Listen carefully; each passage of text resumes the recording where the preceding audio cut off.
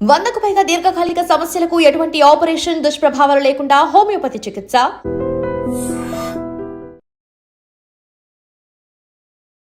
బగలూరు main road కట్టిగెనహల్లి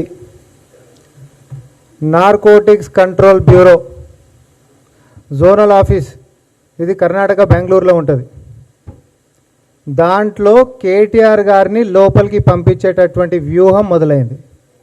గతంలో హైదరాబాద్లో డ్రగ్స్కి సంబంధించినటువంటి సెలబ్రిటీలకు సంబంధించినటువంటి డ్రగ్స్ మ్యాటర్లో ఒక హీరోయిన్ ఇచ్చినటువంటి స్టేట్మెంట్లో కేటీఆర్ గారి పేరు ప్రస్తావనని ఈరోజు బీఆర్ఎస్ పార్టీలో ఆధిపత్య పోరు కోసం తాతాలాడుతున్నటువంటి ఒక టాల్ పర్సనాలిటీ, ట్రబుల్ షూటర్లు మరి ఆ స్టేట్మెంట్లోని కేటీఆర్ పేరుని వాడుకొని నార్కోటిక్స్ కంట్రోల్ బ్యూరోలో కేటీఆర్ని ఇరికించేటటువంటి కుట్రలు చేస్తూ ఉన్నారు. కుటుంబంలో నాకౌట్ మ్యాచ్లో ఒకరు బయటికి వెళ్ళిపోయినరు, ఇంకొకరు మాత్రమే మిగిలిరు కాబట్టి వాళ్ళను కూడా బయటికి పంపించేసేటటువంటి వ్యూహాన్ని ఈరోజు బీఆర్ఎస్ పార్టీలో చాలా జాగ్రత్తగా ముందుకు సాగుతూ ఉన్నారు.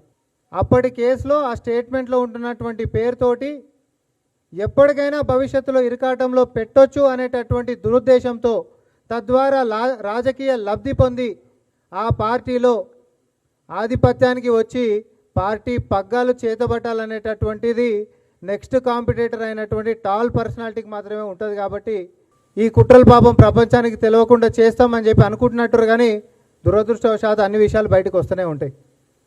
నాకు తెలిసి ఈ వేదిక మీదకించి మేము చెప్తున్నటువంటి దాంతో కేటీఆర్ గారికి కూడా తెలుస్తుందని మేము అనుకుంటా ఉన్నాం.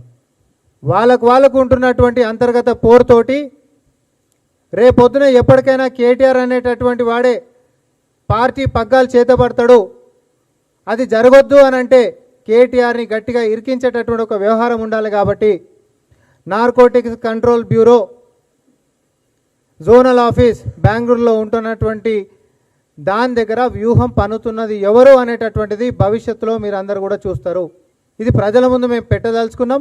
ఈరోజు ఏదో కలిసిమెలిసి కొట్లాడుతున్నట్టుగా, ఇంకోటి ఏదో అంతా కలివిడిగా, లేకపోతే ఏకతాటి మీదకి వచ్చి కొట్లాడుతున్నట్టుగా వాళ్ళు చేస్తున్నటువంటి డ్రామాలంతా తెలంగాణ ప్రజలు భవిష్యత్తులో చూడబోతున్నారు. బీఆర్ఎస్ పార్టీ పతనమయ్యింది. ఇప్పుడు చీలికలు కూడా మొదలైపోయి ఒకరు చీలిపోయినరు. రానున్నటువంటి కాలంలో కేసీఆర్ కొడుకునే పక్కకు తన్నేసేటటువంటి వ్యూహం రచిస్తున్నటువంటి వారి యొక్క రాజకీయం ఏదైతే ఉందో దానికి సహకరిస్తున్నటువంటి నాయకులు ఎవరైతే ఉన్నారో బీజేపీలో ఉండి, ఇదంతా భవిష్యత్తులో మనం చూడబోతున్నాం. ముఖ్య నేత అంటే నేను బీజేపీ వాళ్ళు దీని మీద లోతుగా విశ్లేషించి వాళ్ళ యొక్క స్పందన చెప్పాలి. బయట డ్రామాలు వద్దంటున్నా. బండి సంజయ్ గారు హోంశాఖ మంత్రులు, ఆయన కింద ఉంటున్నటువంటిది ఈ శాఖ నేను ఇప్పుడు చెప్పింది నార్కోటిక్స్ కంట్రోల్ బ్యూరో కూడా. ఆయన ఈడ ఉత్తగానే ఆయన నన్ను తిట్టిండు, నేను ఈయన తిట్టినా కాబట్టి ఆయన పరువు నష్టం దావా వేసిండు. ఈ డ్రామాలందరూ ఎందుకు? నిజంగానే బీఆర్ఎస్ వాళ్ళని గిట్ట లోపడేసేటటువంటి చిత్తశుద్ధి బీజేపీ గిట్ట ఉంటే ఈ పార్టీకి ఎన్నో అంశాలలో వేయొచ్చు అని చెప్పి నేను అంటున్నా.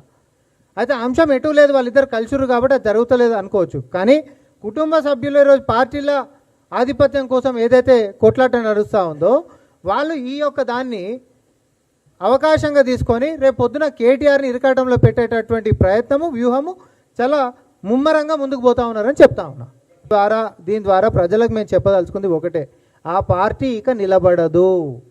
కవిత బయటికి వెళ్ళిపోతే పార్టీ నిర్ణయం ఇది, పార్టీ క్రమశిక్షణ నిర్ణయం ఇయ్యది అని కేటీఆర్ గారే చెప్పారు కదా. అయినా సరే నీ చుట్టే ముట్టు కూడా తోవేటోళ్ళు, నీకు పెద్ద బలం లేదనేటటువంటి అంశం నేను చెప్పదలుచుకున్నా.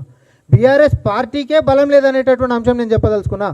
ఇదేదో కేటీఆర్ గారిని కాపాడేటటువంటిది కాదు. కేటీఆర్ గారు ఫస్ట్ అవుట్ అవుతారా, హరీష్ రావు గారు ఫస్ట్ అవుట్ అవుతారా, మాకేం సంబంధం. బీఆర్ఎస్ పార్టీ రానున్నటువంటి కాలంలో ఇక్కడ పోటాపోటీ జరుగుతున్నటువంటి తరుణంలో వీళ్ళు ఒకరిని ఒకరు వెనుపోటు ఎవరు ఫస్ట్ తోడుకోవాలనేటటువంటి దాంట్లో ఊరు ఆ పార్టీ నిలబడేటటువంటి పరిస్థితి భవిష్యత్తులో కూడా తెలంగాణలో లేదనేటటువంటి స్పష్టత కాంగ్రెస్ పార్టీ ఇస్తూ ఉంది.